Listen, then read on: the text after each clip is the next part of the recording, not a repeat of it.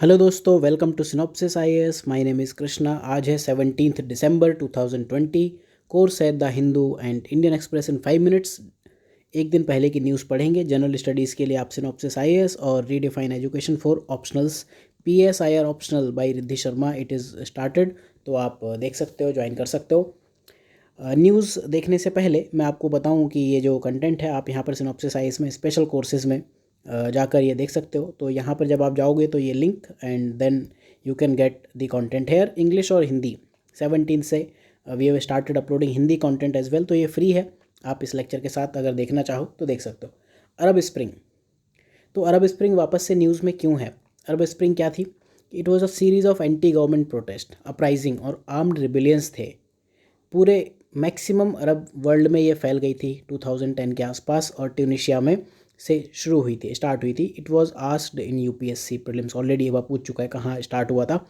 तो अभी क्या है, इसमें हुआ क्या था अरब स्प्रिंग में? इसकी पूरी कहानी ये थी कि लोग गवर्नमेंट से परेशान थे, तो फिर उनको उखाड़ फेंका गवर्नमेंट को। फिर देन नई गवर्नमेंट आई, फिर उससे भी लोग परेशान हो गए तो उसको भी उखाड़ फेंका, और देन अभी भी वही चल रहा है।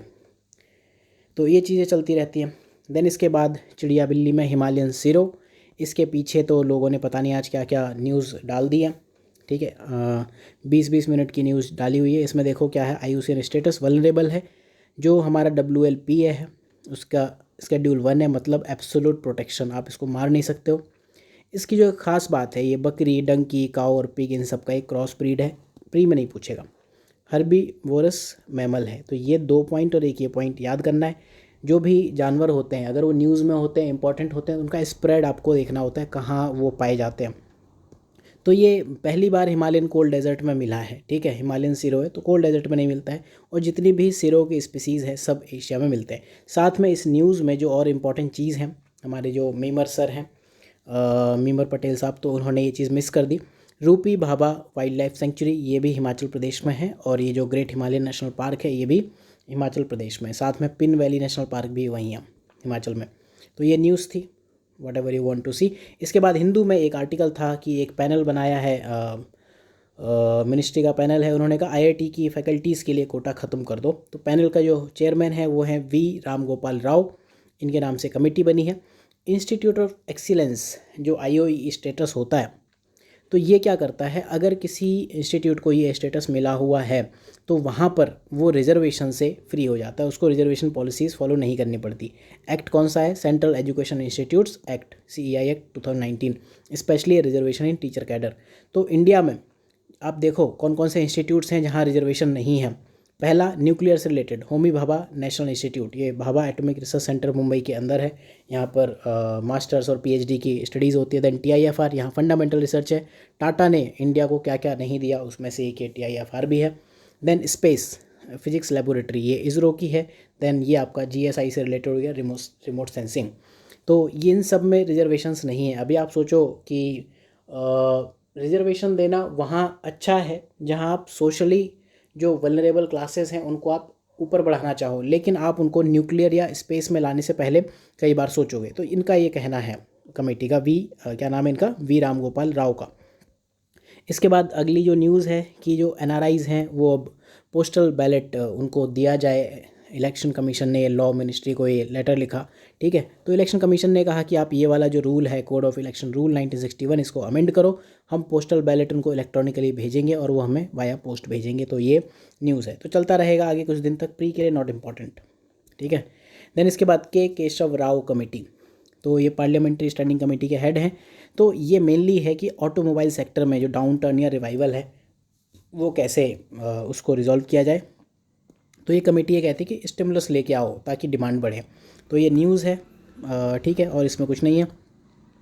देन फ्रेंच कॉन्स्टिट्यूशन में अमेंडमेंट क्यों होता है? वहाँ एक पार्टी है, ग्रीन पार्टी, तो उन्होंने कहा कि आप जो भी क्लाइमेट है उसको फ्रेंच कॉन्स्टिट्यूशन में ऐड कर दो।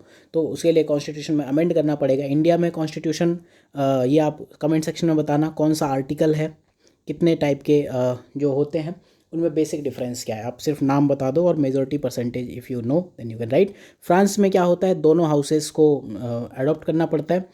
इसके साथ में ये तो करना ही है, इसके अलावा रेफरेंडम, मतलब वहाँ की जनता भी करेगी सिंपल मेजॉरिटी से। या तो ये लोग कर ले जनता सिंपल रेफरेंडम की simple majority of in a referendum, या फिर फ्रेंच कांग्रेस की सुपर मेजोरिटी 3/5 सुपर मेजोरिटी से। ठीक है, अब फ्रेंच कांग्रेस क्या है, joint session of both houses.